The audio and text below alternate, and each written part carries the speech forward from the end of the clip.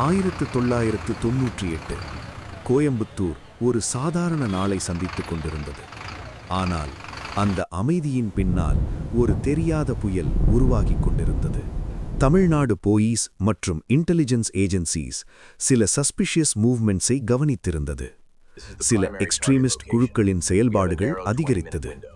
ஆனால் அந்த சிக்னல்ஸ் முழுமையாக ஒரு பெரிய த்ரெட்டாக எடுத்துக்கொள்ளப்படவில்லை. நகரத்தின் சில பகுதிகளில் குவையட்லி எக்ஸ்ப்ளோசிவ் மெட்டீரியல்ஸ் மூவ் ஆகிக் கொண்டிருந்தது. அது ஒரு ரேண்டம் ஆக்ட் இல்லை, அது ஒரு திட்டமிட்ட தாக்குதல். பிப்ரவரி 14, 1998 சில நிமிடங்களில் கோயம்புத்தூர் முழுவதும் அதிர்ந்தது. சீரியல் பிளாஸ்ட்ஸ், பல இடங்களில் வெடிப்புகள், 50க்கும் மேற்பட்ட உயிர்கள், நூற்றுக்கணக்கான காயங்கள், ஒரு நகரம் முழுவதும் பயம். பின்னர்தான் புரிந்தது, அந்த ஸ்மால் வார்னிங்ஸ், அந்த மிஸ்டு சிக்னல்ஸ் எல்லாம் சேர்ந்து இருந்தது ஒரு பெரிய டேஞ்சர். சில நேரங்களில் ஒரு டிலே ஒரு நாட்டின் பாதுகாப்பையே சோதிக்க முடியும்.